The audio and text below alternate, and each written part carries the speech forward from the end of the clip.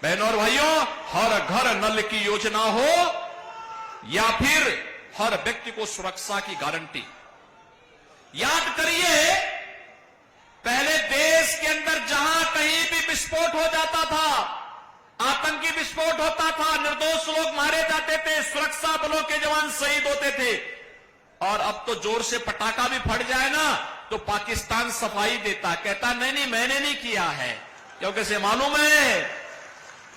मालूम है कि अगर उसने कुछ किया तो फिर उसको लेने के देने पड़ जाएंगे, जान बचानी मुश्किल हो जाएगी अब, क्योंकि अब एक मजबूर नहीं मजबूत सरकार है मोदी जी के नेतृत्व में।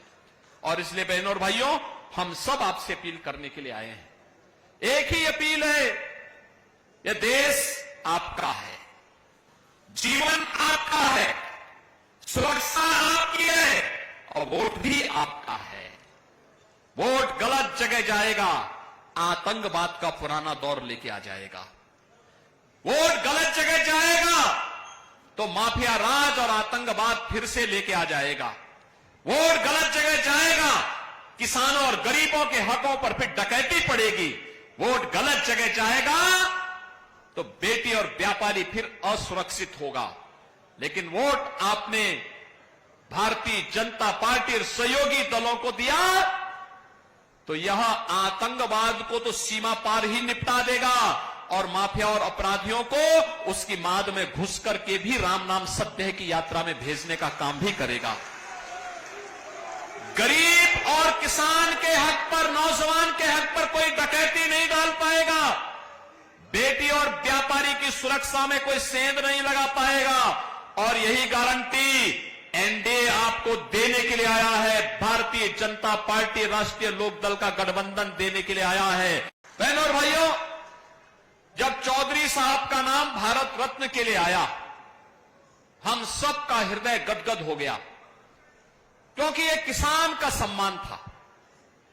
हमारे अन्नदाता किसान का सम्मान होगा तो देश समृद्धि के नए सोपान को प्राप्त करेगा। और चौधरी साहब पहले राजनेता थे देश के, जिन्होंने कहा था भारत की समृद्धि का मार्ग गांव के खेत और खलियान से होकर के जाता है। और अन्नदाता किसान की आवाज देश की संसद में और प्रदेशों की विधानसभाओं में गूंजी थी। और आज चौधरी साहब को भारत का सर्वोच्च नागरिक सम्मान देकर के प्रधानमंत्री मोदी जी ने किसान का सम्मान किया है, अन्नदाता किसान को मान्यता दी है। भारत की राजनीति में अब किसान को नजरअंदाज करके कोई राजनीति नहीं कर पाएगा, ये मोदी जी ने करके दिखाया है। और बहनों और भाइयों, इसीलिए चौधरी साहब की इस कर्म भूमि को मैं कोटि कोटि नमन करता हूं।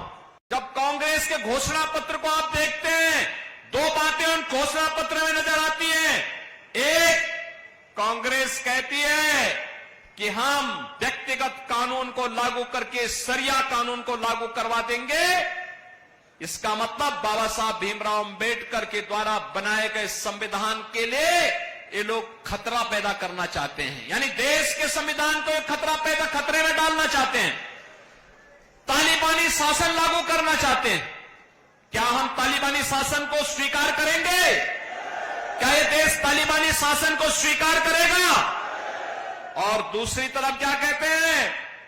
कांग्रेस का घोषणा पत्र कहता है हम एक झटके में गरीबी मिटा देंगे। और गरीबी कैसे मिटाएंगे? यानी आपकी संपत्ति को हड़प करके